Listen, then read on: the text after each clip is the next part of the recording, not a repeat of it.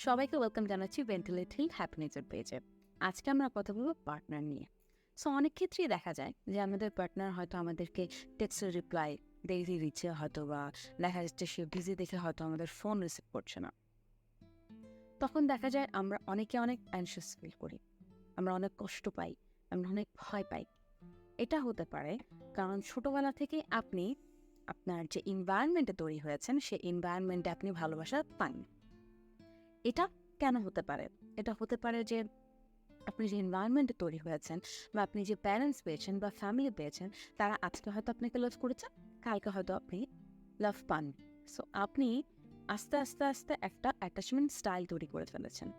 আপনি এটাকেই আসলে ভালোবাসার একটা ধারণা নিয়ে নিয়েছেন যে এভাবেই আসলে মানুষ ভালোবাসা পেতে পারে, যেটা আপনি আপনার ছোটবেলা থেকে চাইল্ডহুড থেকে আস্তে আস্তে অ্যাডাল্টহুড পর্যন্ত নিয়ে এসেছেন। এবং ওটার কারণেই আপনি যখন দেখেন আপনার পার্টনার আপনাকে একটু কম সময় দিচ্ছে, হয়তো একটু কোল্ড বিহেভ করছে, আপনি ভয় পেয়ে যান। সো এরকম যদি আপনি ফিল করে থাকেন, তাহলে আপনি যেটা করতে পারেন, আপনি আপনার পার্টনারের সাথে প্রথমত কথা বলতে পারেন। কথা বলে দেখতে পারেন যে আসলেই কেন সেই বিহেভগুলো করছে। এবং দ্বিতীয়ত আপনি যেটা করতে পারেন, আপনি কোনো কাউন্সিলরের সাহায্য নিতে পারেন। আপনি যে কষ্টের মধ্যে আছেন, সেই কষ্ট থেকে নিজেকে মুক্ত করতে পারেন। ধন্যবাদ সবাই, ভালো থাকবেন।